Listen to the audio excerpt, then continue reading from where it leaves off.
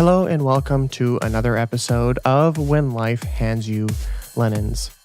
In this episode, I sit down with the amazing and incredibly educational and informative Chris G. He is an entrepreneur, he's a podcast host, he's a concert promoter for many different venues around the Florida area. He's an artist manager, he's a mentor, he loves live music. He recently got a job with AEG Presents, which is a huge concert promoter here in the United States, and he will talk about that journey here in this episode. Earlier this year, I was on Chris's podcast, which is Making It with Chris G, which is in the show notes below. And we talked a little bit about my journey into the industry, kind of getting started within the industry, as well as pitching your music to the various blog posts or publications, and just how to appeal to people like me who are journalists and wanting to get coverage on these various publications. And so it's an honor for me to have Chris on my podcast and have him share his knowledge with all of you. So this episode is very special to me, and Chris shares all kinds of knowledge on what his job is at AEG Presents, how he works with the different people and the different teams, how he stays organized, and just all kinds of different stuff, and some of the amazing concerts he's been to and been able to work on over the years outside of AEG Presents and with AEG Presents. I encourage you to sign up for my mailing list, which lets you know when new episodes are live, as well as getting some fun tips and tricks from professionals like myself, as well as Chris. And I encourage you to support me on Patreon. You can donate as little as $1 a month, and all of that money that I get will go directly back into this podcast so I can make it better, more informative, and as high quality as possible for all of you.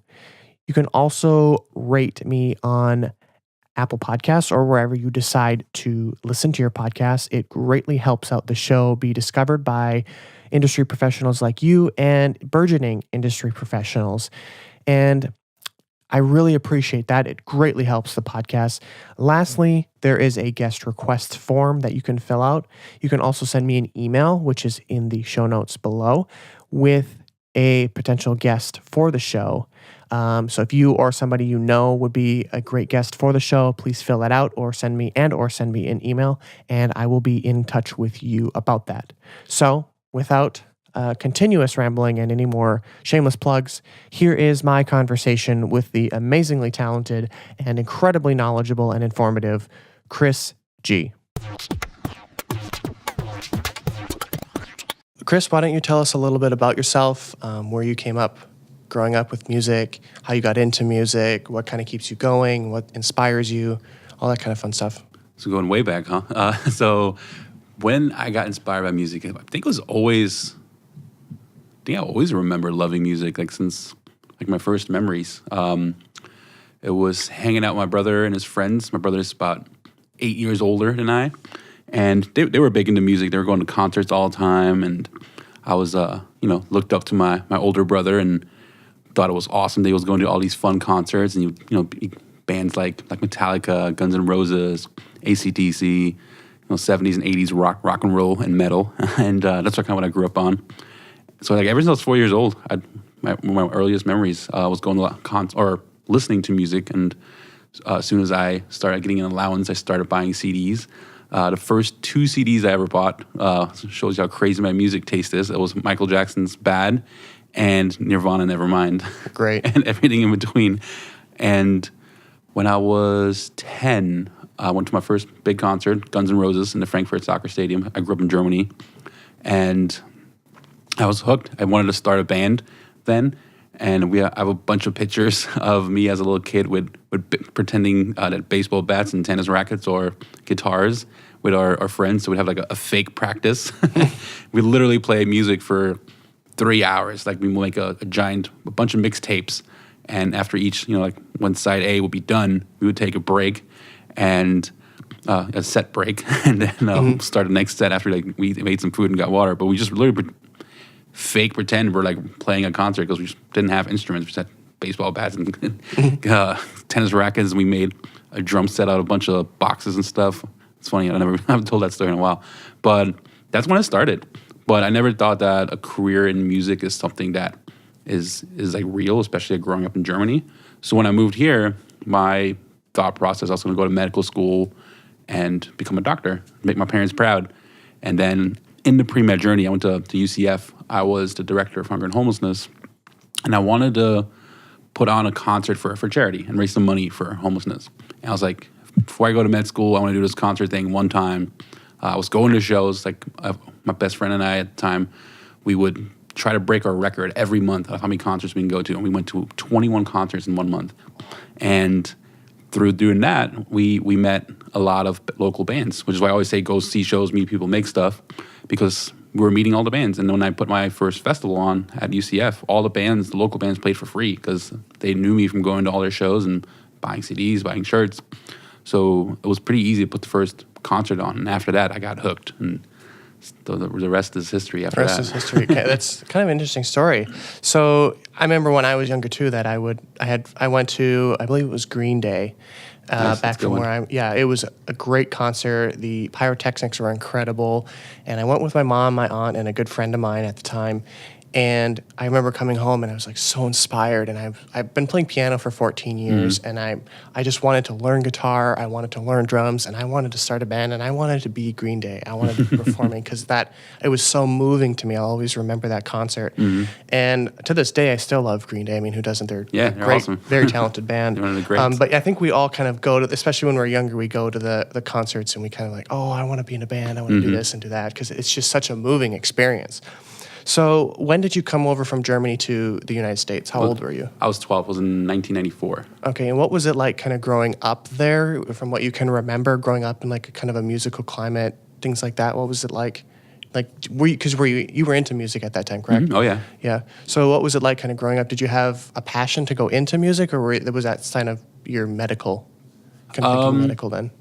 Music is huge over there, especially music that comes from the United States. At the time, I'm sure still today, but anything that came from the U.S. was awesome.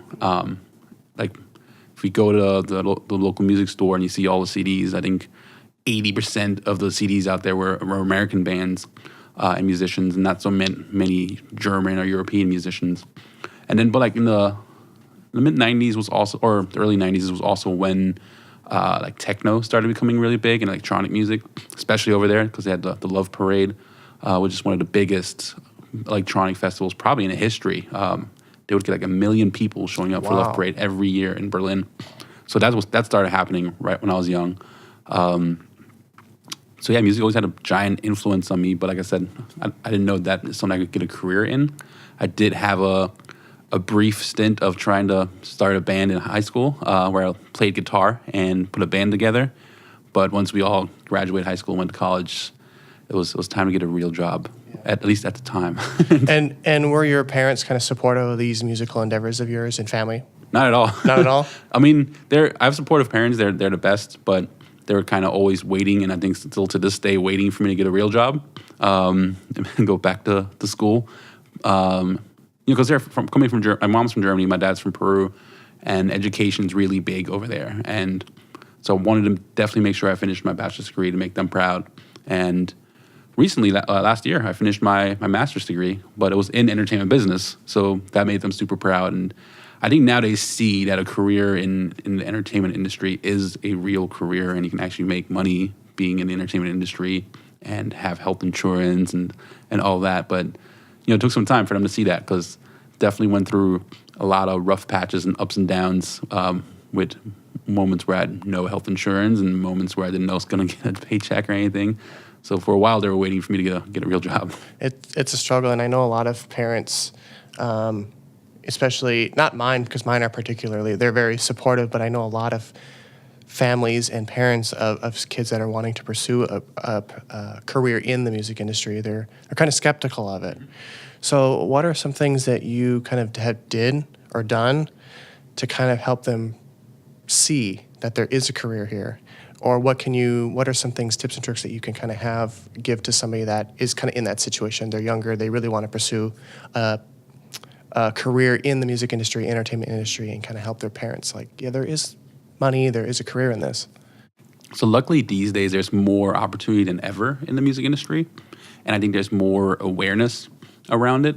So I guess I would just say to those who have parents that are skeptical about a career in the music industry, it's a very strong, very real, multi-billion-dollar industry. And it's not just the music side, the record labels and the performing rights organizations and the publishing companies. It's the touring side. The touring industry is strong.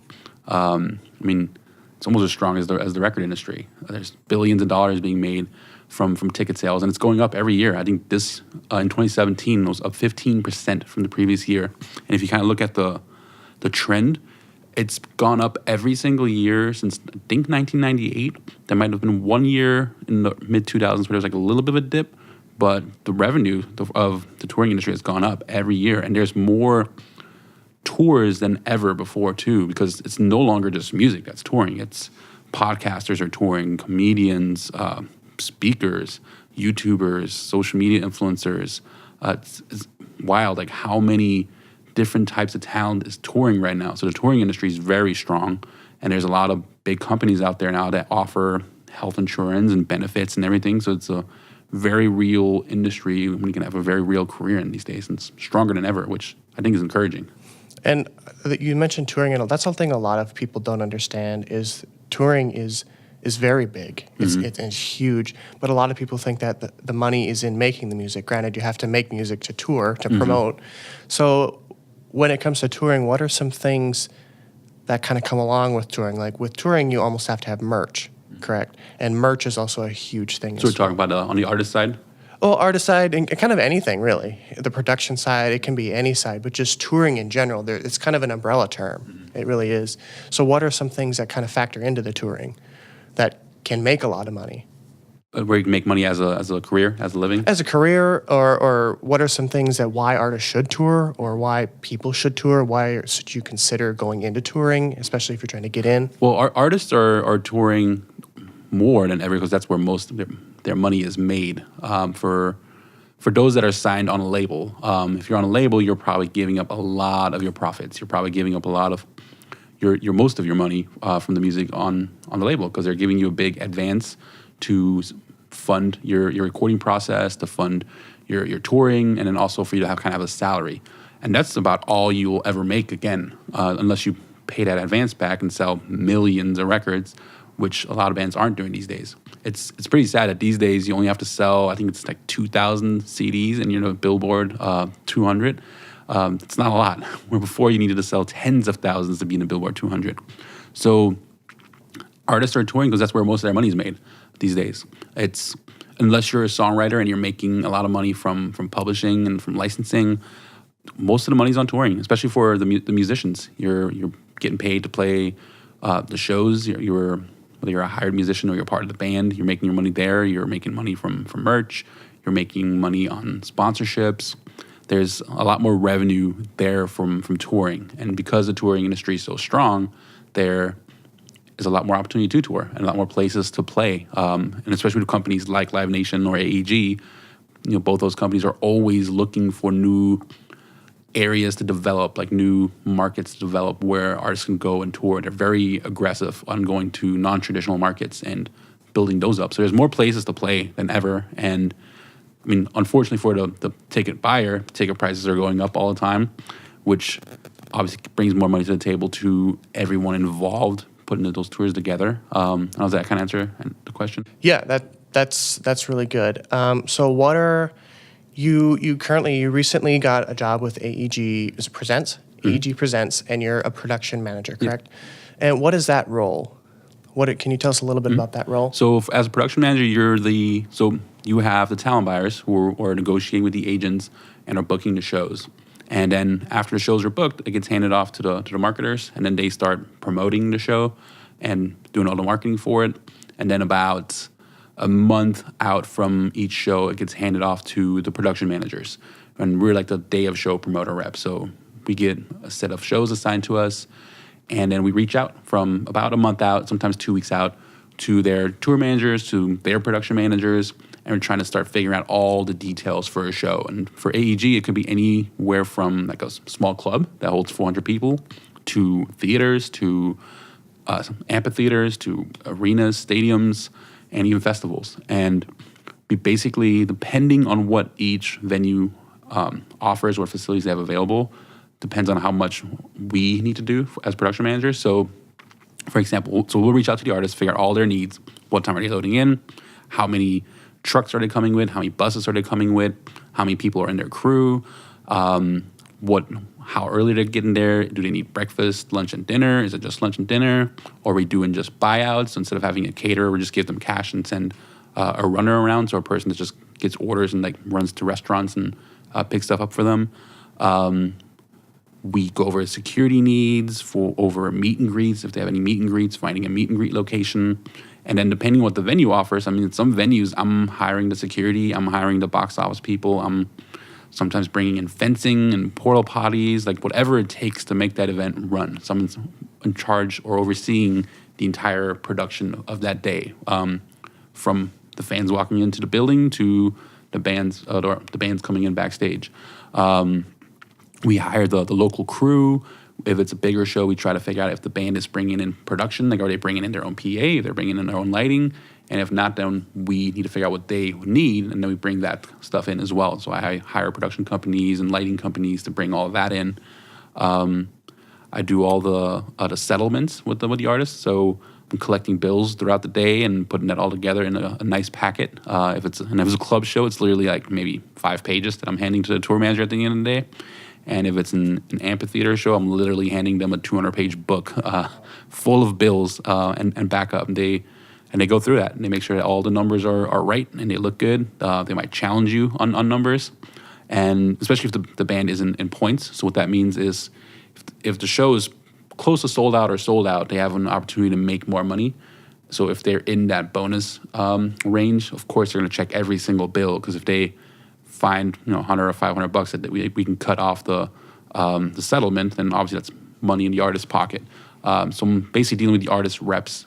Usually the tour manager on bigger tours, they'll have a separate tour accountant, and I sit with that person. We go over all the bills and expenses for the show, and we do a show settlement. So it's a lot that goes into it, and it's a lot of travel. So the production manager is the person. So you're the one that wears a lot of hats. Oh yeah. How do you keep yourself kind of focused and prioritizing things? So one of the ways I keep myself organized, I have this productivity planner that my wife bought me. Oh wow! And it even says productivity planner. It says productivity planner on it, and it's literally like let me see, you can go through. I get more organized with this thing too. So basically, like, to make lists of what I need to do, right? I also have like writing in there because I'm writing for the blog, whatever. I have AEG admin type work I need to do. Advancing shows, doing regular office work, doing show files. So basically on Sundays or first thing Monday morning, I make like a giant list. So I'm big at writing things down on paper. So I make a giant list of everything that I need to do for the week. And from there, I kind of prioritize like what are the higher priority things. And then there's like some daily things like advancing. Like every day I have to like go through emails and advance shows, right? And then this thing, there's like these bubbles. So I'm big into finding better ways to be productive. So what each of these bubbles means, they're like 25-minute sections. So it's like all this like research and science done on how people are more productive at work. And if you spend 25 minutes on, and it doesn't mean necessarily 5 minutes off. For me, it's like a minute off. So I'll do 25 minutes on, a minute off, 25 minutes on, and I'll go for a walk. And that really helps me just kind of stay focused, and when that first 25 minutes is over, like I have a standing desk, so I'll go from standing to sitting. So I just change position, basically, and then I'll work. And after like 50 minutes are done, 2 25-minute periods, and I'll go for a walk. I'll just get out of the office. And it just really helps me stay super focused, super productive. In each of these 25-minute sections, I have something I work on. Sometimes I'll pair them together, so over 50 minutes, I work on one project only. I don't try to look at anything else. And when it comes to like advancing, I literally just go through every show. So I look at what shows I have for the next 4 weeks, and I start with the earliest one coming up. And just even if I know it's done and advanced, I still look at that folders. I have lots of folders that I pair. I'm super like, I don't know, super organized, OCD almost. I am too. But it's paid off more times than once. Yeah. So go to that folder for the show and just take a look at it and say, okay, that show's still good. And then I go to the next show, and that show's still good. Go to the next show. Okay, this one, I need to do this. I need to do that. I need to hire a runner. And I keep a working advance sheet. So that's a sheet where it literally says everything about the day, right? So it says who or all the contacts, what's the schedule, what are the production needs, where are the hospitality needs, where are the meet and greet needs, security, every little different department. And I look at that, make sure that's done, and if there's a gap somewhere, then that's what I know I need to work on when I'm on that show at that time. So yeah, that's pretty much about what my organizational system looks like. So you're working with so many different people. You're working with different companies. You're working with different freelancers. You're working with different interns, all kinds of stuff.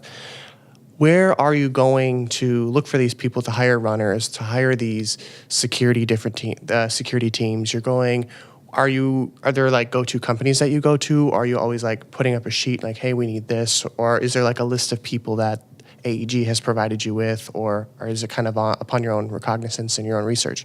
I mean, I make decisions on most of it, on what companies I'm hiring and what people I'm hiring. But luckily with AEG, there was an existing database that I guess inherited. So there's a lot of production companies and security companies that we just already work with and have relationships with. So I kind of respect the relationships when it comes to those and continue using those companies and developing my own relationship with them. But when it comes to like runners, merch sellers, kind of just more like the freelance individuals.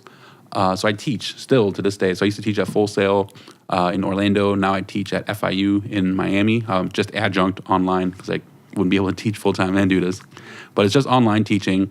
And I kind of get most of my people from students. I guest speak still at schools. I want to actually do more guest speaking in some of the cities I haven't spoken at yet, like Tampa, Jacksonville, that I travel to a lot, just to meet young students, because I really believe in giving opportunities to the next generation of the business. And as a teacher, I guess I have a big passion for teaching and mentoring and trying to just give back. And that's where I find all my people. So usually if you're it's not always, you don't always have to be an A student in my class, but if I know I can trust a student and they do really well and just getting their assignments in on time and stuff, and they do a good job communicating, I kind of know them a little bit. Because, it takes a lot of trust. If you send someone out to be a band's runner or they're dealing with their merch and thousands of dollars in cash, you need to have people you can trust. So it's a combination of I use students that I trust, students that have done well in my classes, or students that get recommended. So at Full Sail, Jackie Otero, she's the program director over there, and she recommends students all the time. Or someone may reach out, and I'll reach out to Jackie saying, hey, how's this student? They seem pretty impressive on their resume. So somebody would recommend and trust for this role. So it's kind of always talking to the teachers and program directors as well at other places. Yeah, I like that and I think that's kind of a common thing in the music business is they want to give opportunities to students and people who are willing to learn, and it really comes down to the recommendations. How can you elaborate a little bit on that? Why is it that a recommendation sticks out more than somebody that just is handing in their resume? Like, for example, if Jackie Otero is to come to you and say, hey, I really recommend this person, they're very good, why are you to pick them over somebody who's just maybe coming to class, maybe just doing their assignments? They're not going above and beyond. How important is that? To me, it's pretty important because I trust Jackie. And if someone reaches out to me, I may not know them. I may have had one conversation with them, and that conversation may have been just 2 minutes. And Jackie's one, some people like Jackie and other program directors around just the state that I've talked to and worked with. I know them, and I talk to them more frequently. And so far, they've always sent me good recommendations. Like every time someone is willing to endorse someone, they're kind of putting their name on the line. I always had this funny rule. So I used to be the talent buyer / assistant GM of the Plaza Live in Orlando. And I always told my staff, if you're willing to recommend someone, you have to be willing to take any repercussions that person gets. So if I fire that person, I don't care how good you are, you're automatically out the door with them. And I never really did that. But that's kind of just my scare tactic, I guess. But if you recommend someone, you kind of put your name on the line for them. And if someone recommends someone to me and they do a great job, then I'm going to trust that person for the next recommendation. And if they're consistently recommending good people, I'm always going to trust that person over, I guess, no recommendation at all. But I also make the effort if someone's not necessarily been recommended, but I know they've worked somewhere, went to school somewhere where I know someone, then I'll reach out and I'll say, hey, this person sent me their resume. They have a really cool resume. I like their email introduction. What do you think? So kind of coming back to the touring after everybody's been hired, what are some of the bumps that you experience when you're kind of getting everything set up, whether it be booking, getting everybody in line, hiring the companies, and then even like through the show and past the show? What are some things that you run into issues and how have you kind of overcome them? And what are some things that you really appreciate that people are doing to kind of make your job a little bit easier? It's a good one. Kind of a loaded question. Yeah, very loaded. So some of the bumps and issues that can come up. Dressing rooms, for sure. If you have a tour that has a lot of people on tour and you don't have enough dressing rooms available. So for example, I had a show at Pompano Beach Amphitheater where we have 2 dressing rooms. And we had this show with 3 bands, but 2 of them were big headliners. And so they were kind of co-headlining. So we needed dressing rooms for the star of the band and then their band. But we also need a dressing room for the opener, and we also need a place for the crew. So when people are on tour, they bring like a touring crew, and then there's like a local crew. So the touring crew is people that are on the road with the artist, and then the local crew are the people that I hire as a production manager that live in the area and work for whatever production company we're using, and then they'll provide the local crew, which includes stagehands, sound people, lighting people, electricians, and all that. So a challenge when you have shows like days like that is trying to figure out where do you put everyone if you only have 2 dressing rooms. So in that scenario, I took the big catering room. That was the crew room. That's all we had available. And the catering rooms are kind of getting this auditorium over there, and that's where the 2 dressing rooms are too. And then we took another side room that's like the dance studio, put up pipe and drape, and created dressing rooms. We brought in couches for to make it a little more comfortable. Then I brought 2 10x10 tents with shower curtains and more couches, and basically created these DIY dressing rooms for that show as well. So it's just getting creative and thinking out of the box where you can put everyone to make them as comfortable as possible, even in uncomfortable situations. There's times where things go wrong with the production. Maybe someone from one of the companies that we might work with didn't pay attention to the schedule or looked at the wrong time. Like and maybe that's part of my flaw, right? My schedule maybe be too detailed, and I send everyone the entire schedule, where maybe I should just send them only the time when I need them there. But I just want people to know what's going on. So there's been times where, the production company should have come in at 8 and they come in at 9, and then we're an hour behind on everything, which makes the day really challenging. There's times where the artist's team, like their tour managers and production managers, are just not nice people. I had a scenario, I don't know if I want to pause because I don't know if I want to go there, but I'll elaborate. So I have Tourette's. So for those of you listening, I don't know how much editing you're doing, but if you're leaving my vocal takes in, you guys will hear like these little noises that I make. And I had a tour manager once, wasn't very happy with how the day was going, and he was just frustrated. So he accused me of doing drugs, and then he made fun of my Tourette's. Wow. So, sometimes you just have people that are just jerks, and it's important when you have challenging people like that, is to just stay calm. Just take a deep breath and walk away from the situation, because if you get angry back, it's not going to make anything better. And especially since a lot of times when you're dealing with these tours, a lot of the people you're dealing with are freelance people. So like if this guy is a jerk and does things like that, there's no one holding him accountable. Where if I blew up at him and got angry, which part of me wanted to, I work for a giant company, and there's a lot more repercussion for me not holding my cool. And for those that are freelancing and want to work for a big company eventually and are on the road doing the not so fun jobs and beginning to work your way up, it's important to always try to have a good attitude, to keep calm under pressure. Those are very important traits to have, and it's really important to just focus on. I'm big into a bunch of woo-woo science stuff, but like meditation and just like trying to take care of your body and your health as much as you can, because a night out of drinking really heavily and then having an 8 a.m. load-in is not going to make you in the best mood the next day. So it's important to take care of yourself. Yeah, absolutely. So there's obviously people that work. There's people that work very hard, and there's people that, how do you deal with the people that you kind of have to work with them regardless of how their work ethic is? Mm-hmm. Like there's people that, you know, when you hear their name, it's just a sigh of, we're going to be behind. This isn't going to get done. I'm going to have to babysit, basically. How do you kind of work around those people? I mean, are there people that you work with that are like that? Or are there people that, do you work with most people that just kind of get things done? They come in and they know what they want. They got to get things done. How do you work around things like that? Well, luckily on my side, the people that I hire or that we pay are usually doing a really great job, which is why we hire them, which is why we bring them on to work the shows.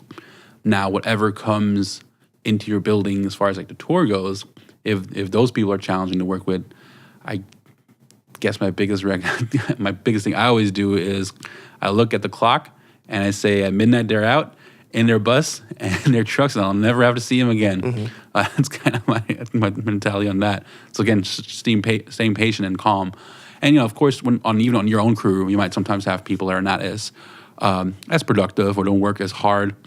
And it's just like about talking with. So for example, if you hire like a company that brings in like stagehands and audio people and lighting people, it's just about talking to like the crew chief or the.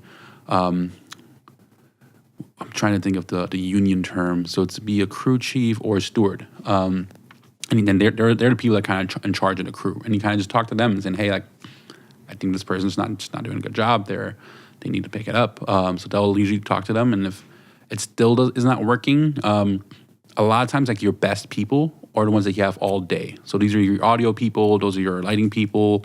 They are usually people you have the least issues with, and they're working from load in to load out.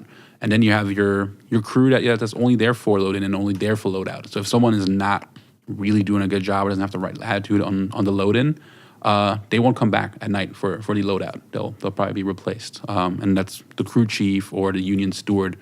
We usually take care of those kinds of things. So, most times it's good, but it's of course not a perfect world. So you have issues to deal with and just trying to figure out the right way to deal with them and going through the right channels. Like if I went up to someone that's slacking directly and didn't go to the crew chief or steward, that would be an issue too, right? So always follow the proper channels and don't step on people's toes.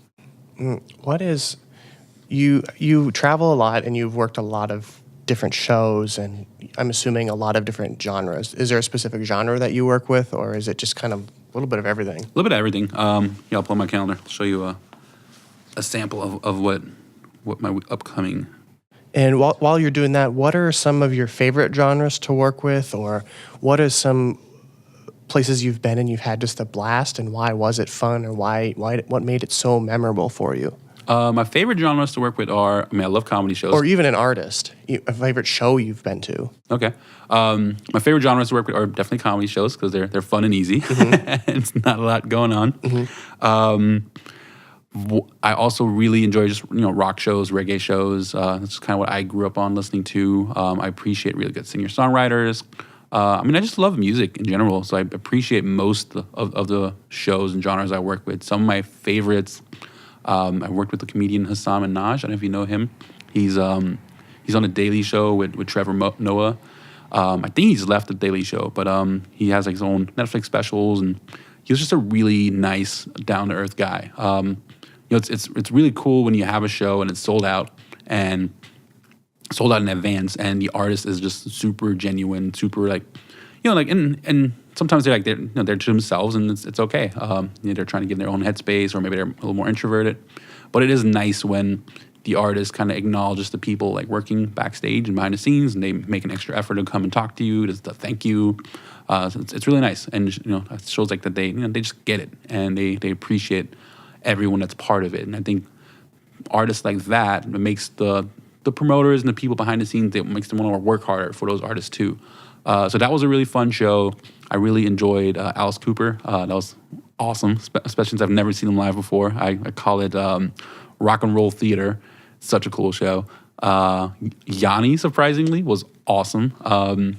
never really like listened to Yanni, but his crew was so fun to work with, and I was lucky enough to work for four shows with them, and they're just so nice. And they had this no yelling philosophy. Nobody was allowed to yell on the tour, and everyone got along. They worked really hard.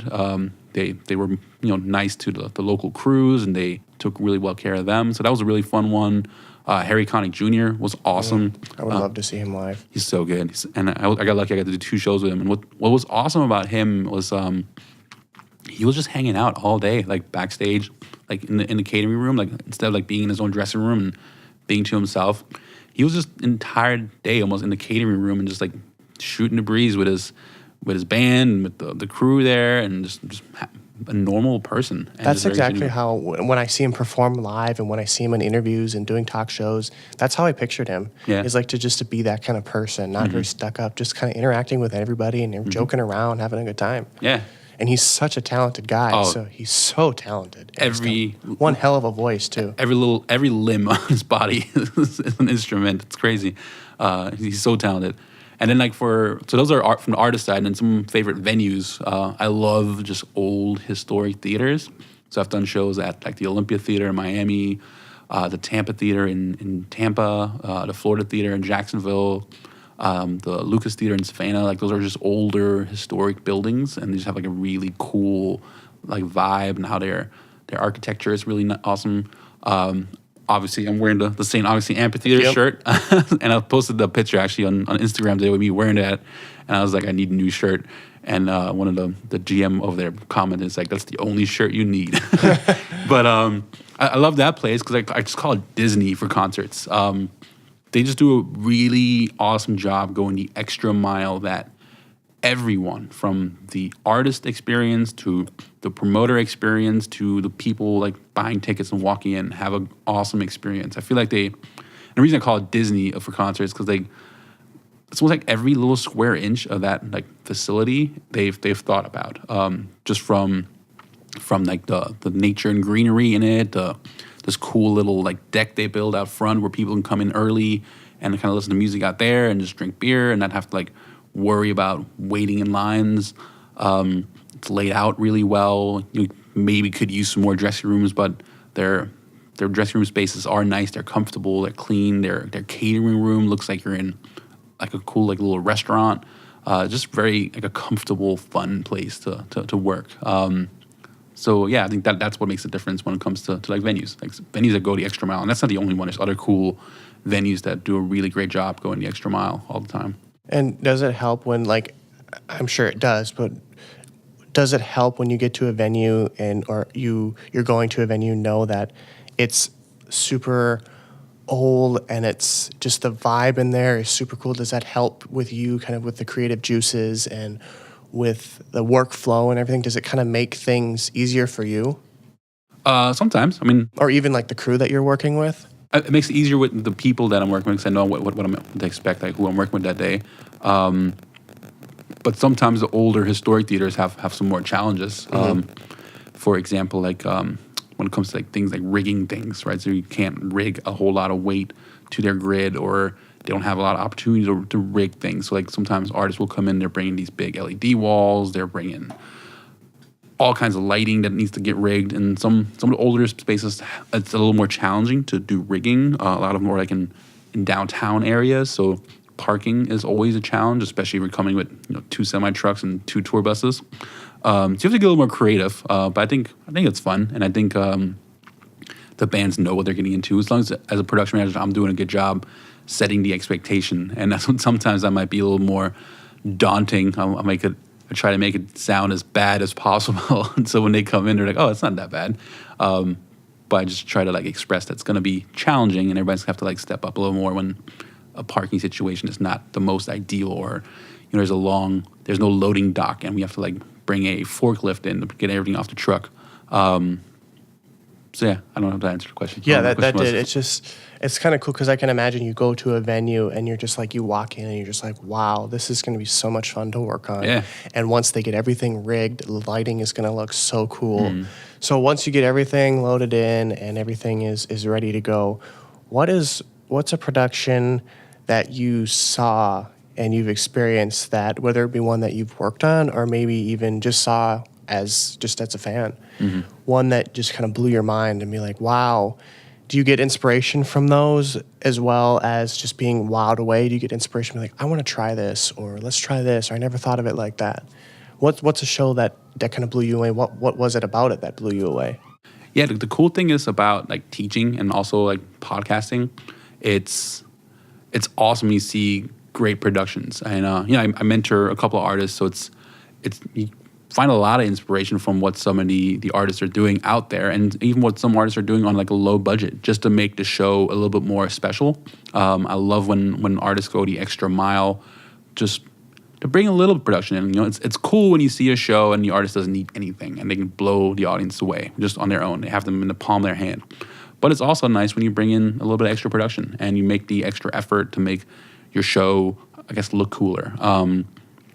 So obviously Alice Cooper was one of those. He has so many props that he brings in and so many stunts. It's almost like the reason I call it a rock and roll theater earlier. It's like it's like a theatrical performance mixed with magic, mixed with rock and roll. That was definitely one of my favorite shows. I recently worked a Prince show, like a Prince tribute, and they brought in, and it's Questlove has like a part of putting it together. He wasn't there for the show, but I think he's one of the producers of it.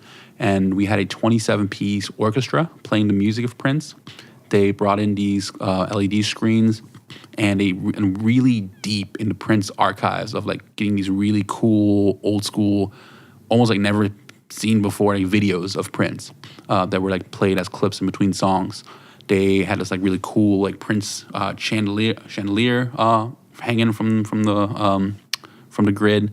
They had like a big Prince logo, so that kind of just looked cool too. It's the first time they went out on tour. It's a brand new show, and it's just cool to see the extra effort that they took to make the show look and feel really special. And I think that's a show that will probably be very successful. The more they stay on the road and people are talking about it. So that was one, and there's so many. I'm trying to think. I did a show with Miguel. He had a ginormous production, probably a production that should have been in arenas, but they were playing smaller venues, 1,500 to 2,000 capacity venues. And he had this giant stage on top of the stage that he was on top on, with a giant LED wall in the background and a ramp that went from the top of that stage down to the regular stage. They had all these moving lights on that ramp that were like moving throughout the show. It just looked really cool. It's one of the coolest looking shows I worked. Rufus Du Sol had a great production. Oh, and Glitch Mob. Those guys were awesome. It's just cool to see even like EDM artists like just play like real instruments. And not saying that playing music from a laptop on a bunch of like MIDI sequencers. Yeah, I don't know all MIDI that stuff. keyboards. I mean, it was a little like keyboards and stuff they played. Not saying that that's not real instruments, but they had like these drums and that they were playing. They made all these different cool sounds, and they had guitars, and it was just cool to see like other like I guess traditional instruments. That's probably the better word. To see that part of an EDM show also, and they had like this really giant like drum panel that they could turn like either facing the audience or facing them, and they had all these little pads on that like lit up and like in these cool colors. So as they're like hitting those pads, it just looked really cool when they were. And say like three of them, all three guys had one of them. Then they had these giant drums behind them. So that was just like a really cool show. So yeah, a lot of inspirations from many different shows and many different genres. Yeah, I can imagine. We've got 43 minutes so far. Oh, wow. You said you had to take off at, 1:30-ish? Yeah. So I think that was a good ending to wrap it up. If you wanted, what are some things, where can people follow you? What can people check out? So keep up with you. And you have a podcast as well, very similar to mine, kind of music business, very informative. You're also a teacher, so you drop a lot of knowledge there as well. Where can people find you and keep up with you? MakingItWithChrisG.com is the main hub. That's the website for the podcast. My links to my Instagram page and Twitter page are there. There's also a contact page if someone wanted to contact me. The only social media app I have on my phone is Instagram. So if you want to reach me through social media, it's probably that way. Again, the whole the woo-woo, healthy hippie stuff, trying to have less social media in my life, at least constantly chasing me. So it's not on my phone anymore. So makingwithchrisg.com, Instagram is the main spot. And I have some videos on YouTube that I'm starting to put up to teach about the music business. I'm going to be starting doing some Facebook Live lectures on my Facebook page. And that link to that is on the website as well. So yeah, Making with Chris G is the main hub. Cool. Well, thanks for being on the show. I really appreciate it. There's a lot of cool stories and information there. Thanks for being on the show, and best of luck to you. Yeah, thanks for having me. This was fun. You're welcome. And I'm glad that you finally started a podcast. This is awesome. I can't wait to see how it goes. I hope you enjoyed this episode with the incredible Chris G. I'm not entirely sure how to pronounce his last name, so we're just going to abbreviate as G. But the episode was filled with all kinds of information, and Chris is constantly working on sharing new inspiration and information with his audience as well as students. So he's got some pretty amazing stuff in the works for content, for his podcast, for his YouTube channel, for his Facebook page. So I would definitely follow and support him. He's got some great stuff in the works as well as content out there already. You can also check out my episode with him. I was on his podcast earlier this year in January of 2018, where I talked a little bit about getting exposure on various blogs and all kinds of my journey into the industry as well. So that will be in the show notes below. Additionally, I encourage you to sign up to my mailing list, which is going to be in the show notes. The mailing list is a great way to know when new episodes like this are live, as well as getting some industry tips and tricks and some information from the industry professionals that I've connected with over the years. And it also has all kinds of really fun stuff. I intend on doing a lot of creative things with it. And if you have any suggestions for it, I hope that you can send them to me because I would love to hear them. I also will have the link to Patreon below. You can donate as low as $1 a month. All of that money that I make with Patreon will go directly back into this podcast to make it better for you, the listener. I also encourage you to rate this podcast in Apple Podcasts or wherever you choose to listen to your podcasts, as it greatly helps it be discovered by other potential listeners and industry professionals. And lastly, there is a guest sign-up form in the show notes. You can also send me an email or reach out via social media if you or someone you know would be a perfect guest for the show. I'm always looking for talented music industry professionals or even motivational people to be on the show. So, with that being said, thanks again for listening to this episode with the amazing Chris G. And I will see you on the next episode next week of When Life Hands You Lemons.